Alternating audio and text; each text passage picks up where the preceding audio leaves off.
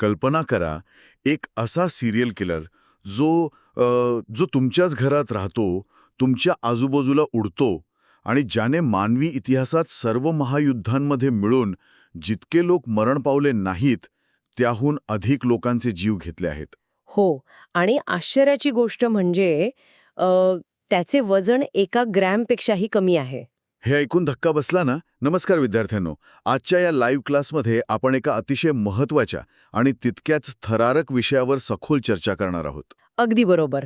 आज आपण कीट विज्ञान म्हणजेच एंटॉमॉलॉजी आणि वैद्यकीय कीट विज्ञान व रोगवाहक संधिपाद म्हणजे मेडिकल एंटॉमॉलॉजी अँड आर्थ्रोपॉड व्हेक्टर्स यावर लक्ष केंद्रित करणार आहोत.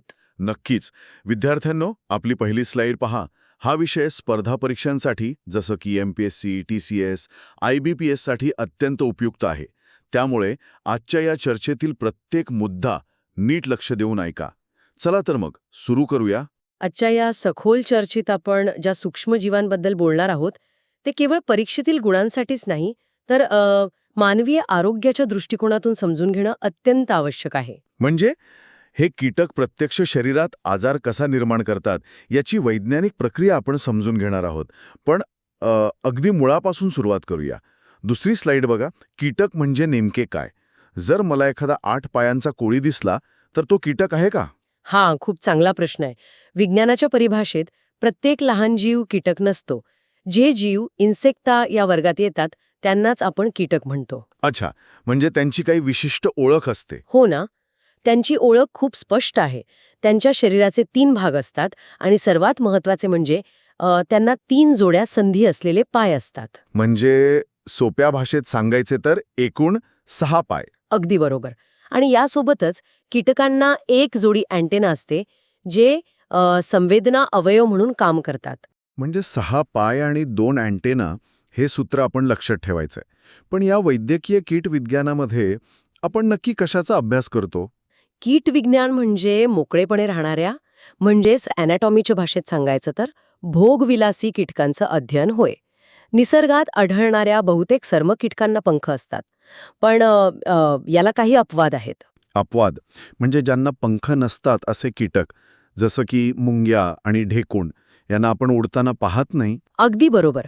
आणि यासोबतच वैद्यकीय दृष्ट्या महत्वाचा अपवाद म्हणजे उआ. जर आपण परजीवींवर नजर टाकली तर रॅट फ्ली म्हणजेच पिसवा या उंदरांच्या अंगावर राहतात.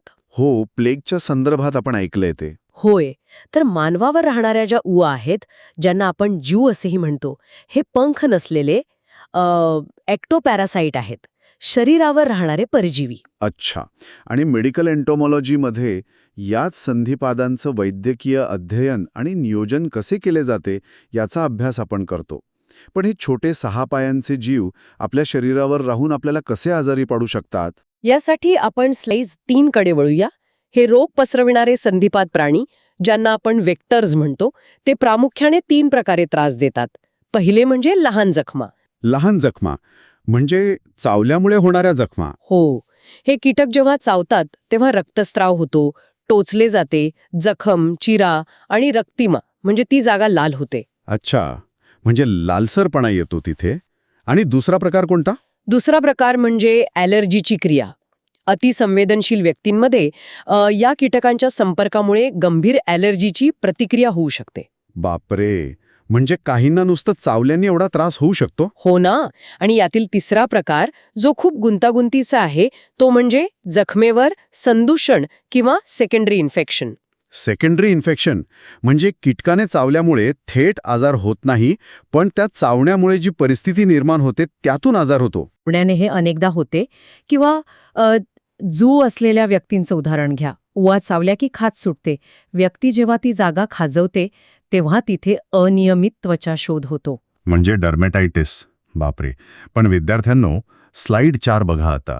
यादी इथे संपत नाही. अभ्यासादरम्यान मला सर्वात जास्त आश्चर्य वाटले ते टिक पॅरालिसिस विषाक्तता याबद्दल वाचून. एका मोहरीच्या दाण्याएवढा कीटक एका माणसाला लुळे पाडू शकतो? हो. हे प्रामुख्याने लहान मुलांमध्ये दिसून येते. जेव्हा हार्ट टेक किंवा कडक चिचड जे साधारणपणे कुत्र्यांवर असतात ते माणसाला चावतात तेव्हा हे घडते. म्हणजे हा चिचड शरीरात कोणते बॅक्टेरिया सोडत नाही, तर तो विष सोडतो. अगदी बरोबर. यामुळे लहान मुलांमध्ये अशक्तपणा, थकवा, असंवेदना आणि वाढत जाणारा वरवर जाणारा लुळेपणा दिसून येतो. ही तर खूपच भयानक आहे, पण सुदैवाने यात आशेचा एक किरण आहे, असे मी वाचलं होतं.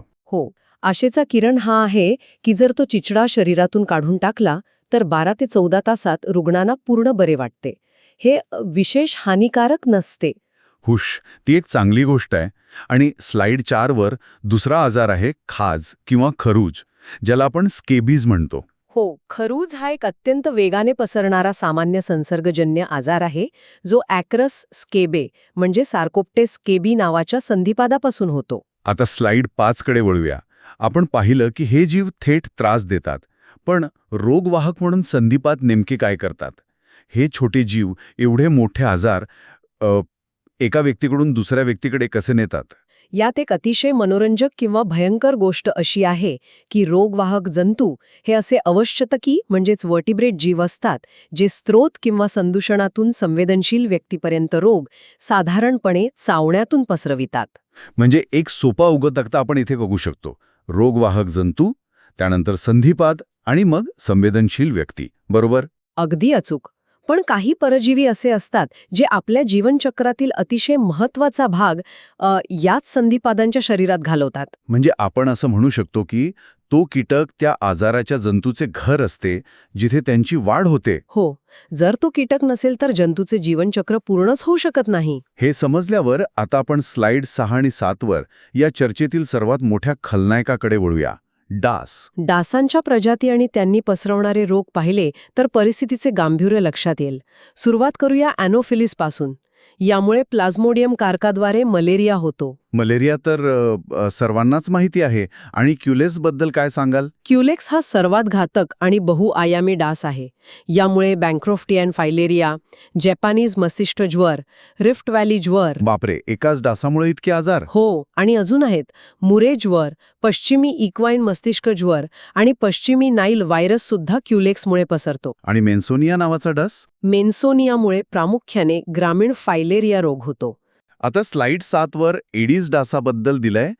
एडिस आणि क्युलेक्स हे जणू एकाच वेळी अनेक व्हायरस वाहून नेणाऱ्या सार्वजनिक बसेससारखे आहेत. ही उपमा अगदी योग्य आहे. एडिस डासामुळे पीतज्वर म्हणजे येल्लो फीवर, चिकनगुनिया ज्वर, डेंग्यू ज्वर. डेंग्यू पण? हो, त्यासोबतच रिफ्ट व्हॅली, रॉस रिव्हर ज्वर, व्हेनेझुएला मस्तिष्काज्वर आणि कॅलिफोर्नियन मस्तिष्काज्वर हे सगळे आजार एडिसमुळेच पसरतात. आणि इथे कमी परिचित डास आहे हेमोगॉगस.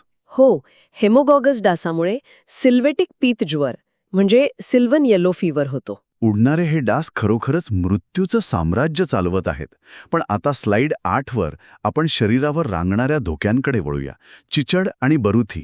हे आकाराने खूप लहान असतात.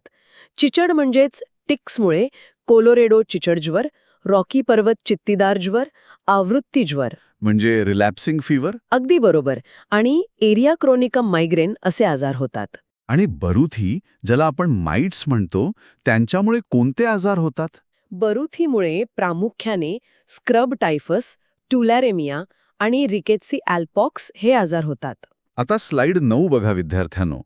उवा आणि उंदराच्या पिसवा.